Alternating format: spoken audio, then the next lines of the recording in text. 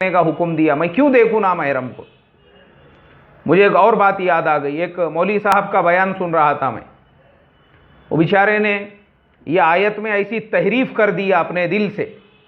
کسی نے اس سے پوچھا کہ عورتیں مردوں کو ویڈیو کے اوپر بیان دیکھ سکتی ہے یا نہیں؟ تو آپ نے بولے ہاں دیکھ سکتی ہے بولے. اب یہاں پہ قرآن میں صراحتاً جواب اللہ نے قرآن میں حکم دیا نص قطعی سے کہ قل للمؤمنات یغضضن من ابصارہن، تو آپ نے اپنے دل سے اس کی تفسیر بھی گھڑ ڈالے، تشریح بھی ٹھوک دی آپ نے.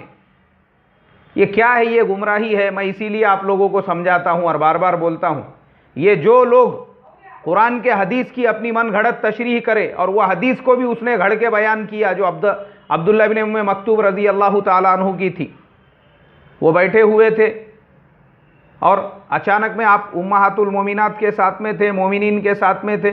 حضرت عبداللہ ابن ام مکتوم آئے تو انہوں نے پردہ نہیں کیا. اللہ کے نبی نے کہا بھائی اندر چلے جاؤ. بولے اللہ کے نبی سے کہا وہ تو نابینا ہے. آپ نے فرمایا تم تو نابینا نہیں ہو.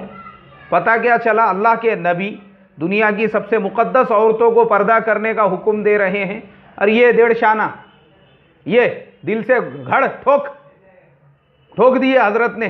اس کا مطلب یہ نہیں ہے، مطلب تو زیادہ شانہ ہے، تیرے کو مطلب معلوم ہے. اللہ کے نبی صلی اللہ علیہ وسلم نے جو فرمایا تھا، اب تو 1450 سال کے بعد میں اپنے دل سے اس کی تفسیر اور تشریح بیان کریں گا.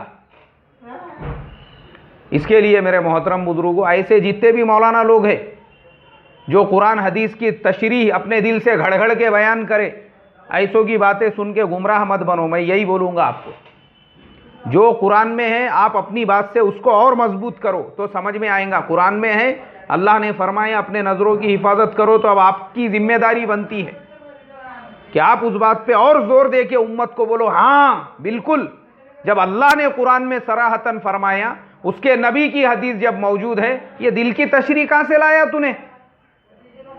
خیر، تو دیکھو وہ جو مسلمان ایتھلیٹ، مسلمان کھلاڑی تھا، انہوں نے ٹوپی نکال کے اپنے آنکھوں کے اوپر رکھ دی